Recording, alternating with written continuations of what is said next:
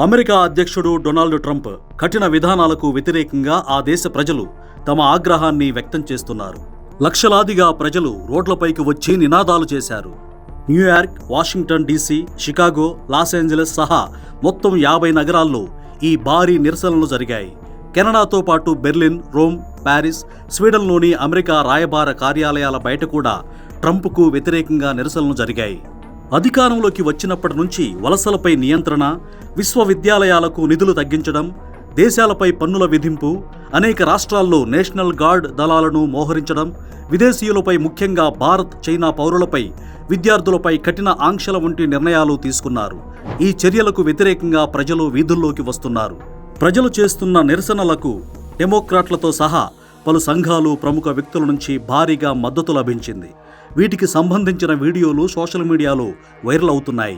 అయితే వీటిని Republican party తీవ్రంగా ఖండించింది. ఇవి హేట్ అమెరికా నిరసనలుగా అభివర్ణించింది.